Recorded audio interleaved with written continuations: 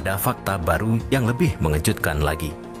Ponpes Al Zaitun ternyata diduga terlibat dalam jaringan bandar narkotika yang menggunakan sistem rekrutmen seperti MLM. Fitnahan yang tiada henti yang selalu ditujukan kepada pondok pesantren Al Zaitun. Video tadi merupakan cuplikan sebuah video yang diupload oleh channel Tingkar News 4 hari yang lalu. Di dalam video tersebut, narasinya memberikan fitnah kepada Al Zaitun.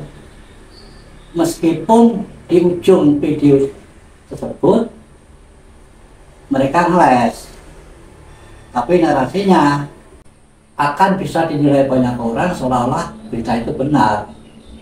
Dan tadi ujung-ujungnya mereka ngeles. Mari kita lihat video selengkapnya bersama-sama berikut ini.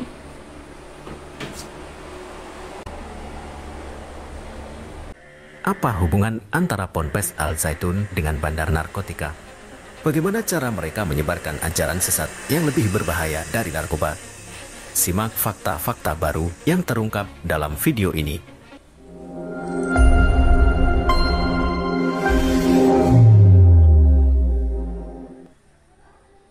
Ponpes Al Zaitun di Indramayu, Jawa Barat menjadi sorotan publik karena diduga melakukan penyimpangan ajaran agama, tindak pidana, dan aksi kriminal. Pimpinan Ponpes, Panji Gumilang, dilaporkan ke Bareskrim Polri atas dugaan pelecehan seksual, pencucian uang, dan tindak pidana pencucian uang dalam kurung TPPU. Selain itu, Ponpes ini juga terafiliasi dengan Gerakan Negara Islam Indonesia dalam kurung NII yang mengajarkan ideologi radikal dan berbahaya bagi keutuhan NKRI.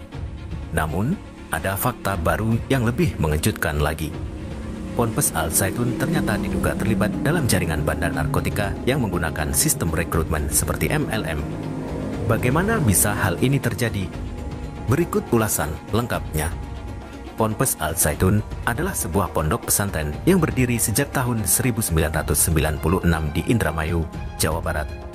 Ponpes ini memiliki fasilitas yang mewah dan luas serta menawarkan pendidikan modern dan berkualitas. Namun, di balik fasadnya yang indah, Ponpes ini menyimpan banyak kontroversi dan skandal yang menggemparkan masyarakat. Salah satu kontroversi yang paling menonjol adalah dugaan penyimpangan ajaran agama yang dilakukan oleh Ponpes ini.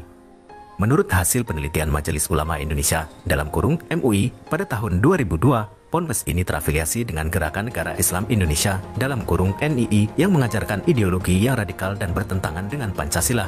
NII adalah sebuah organisasi bawah tanah yang bertujuan untuk mendirikan negara Islam di Indonesia dengan cara apapun, termasuk kekerasan dan terorisme.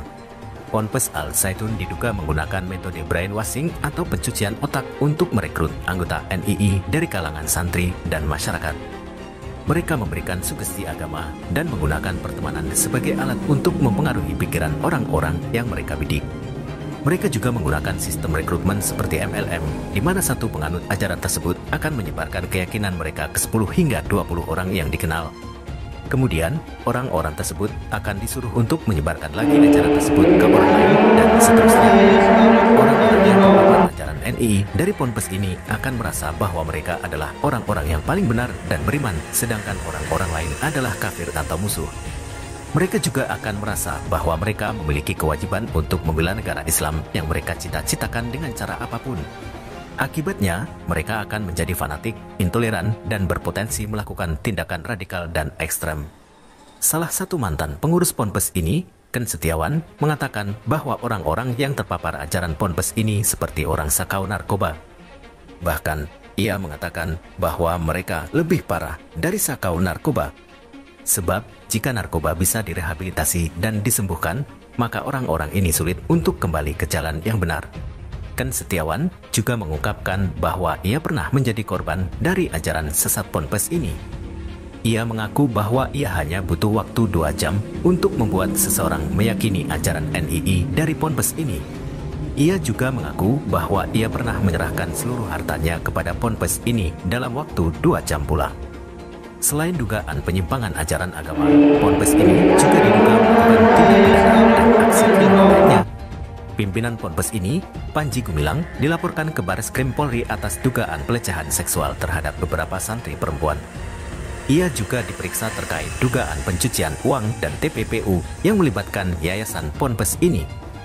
Bareskrim Polri menemukan dugaan pola pencucian uang terstruktur di Yayasan Ponpes ini. Menurut Direktur Tindak Pidana Ekonomi Khusus Bareskrim Polri Brigjen Helmi Santika, seluruh transaksi keuangan yang dilakukan oleh yayasan ini atas perintah Panji Gumilang. Ia juga mengatakan bahwa ada aliran dana dari luar negeri yang masuk ke rekening yayasan ini. Namun, ada fakta baru yang lebih mengejutkan lagi. Ponpes Al Zaitun ternyata diduga terlibat dalam jaringan bandar narkotika yang menggunakan sistem rekrutmen seperti MLM. Hal ini diungkapkan oleh seorang sumber yang tidak mau disebutkan namanya. Sumber ini mengaku bahwa ia pernah menjadi anggota NII dari Ponpes ini dan juga menjadi kurir narkoba untuk Ponpes ini. Menurut sumber ini, beberapa oknum dari Ponpes ini diduga memiliki hubungan dengan salah satu bandar narkotika besar di Indonesia. Bandar narkotika ini diduga memberikan pasokan narkoba kepada oknum Ponpes ini dengan harga murah. Dan kemudian oknum dari Ponpes ini menjualnya kembali dengan harga tinggi kepada anggota NII atau orang-orang yang terpapar ajaran sesat mereka.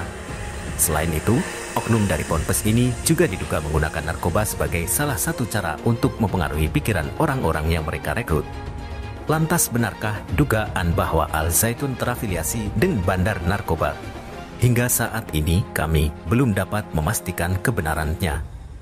Itulah video selengkapnya sudah kita saksikan secara bersama-sama.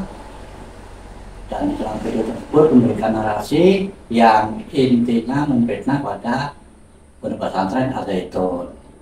Simba bukannya bermaksud membela Al Zaitun, tapi ya itu tadi, Simba bermaksud menyampaikan kebenaran karena Simba pernah datang ke sana dan memang tidak ada apa-apa. Dan seperti di dalam video tadi kan narasinya memojokkan Al Zaitun, tapi ujung-ujungnya ngeles. Untuk itu kepada pimpinan yang nonton video ini, semoga bisa bijaksana di dalam menilainya. Sekian, wassalamualaikum warahmatullahi wabarakatuh.